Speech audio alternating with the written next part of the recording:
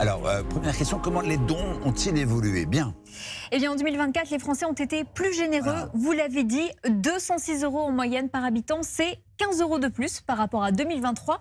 C'est la première fois depuis 2018 que ce budget augmente d'une année à l'autre. Et selon l'Observatoire des générosités, c'est avant tout parce que les Français sont plus réceptifs, plus sensibles aux problèmes de la société. 79% ont donné plus en 2024 pour cette raison et 55% ont donné plus car leurs moyens ont augmenté. La première cause qui mobilise Xavier reste là. 39% des dons y sont dédiés, mais les Français sont aussi très sensibles, et vous aussi, je crois, à l'animaux. C'est la deuxième cause la plus soutenue, juste avant la protection de l'enfance. Ce qui est marqué financière. Oui, avec l'augmentation du coût de la vie, la moitié des Français a du mal à boucler les fins de mois aujourd'hui et un quart a dû faire appel à la solidarité au cours des 5 dernières années.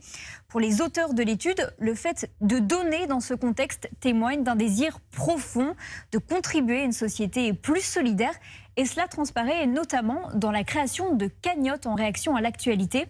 En début d'année, plus de 5 millions d'euros ont par exemple été collectés pour soutenir les agriculteurs.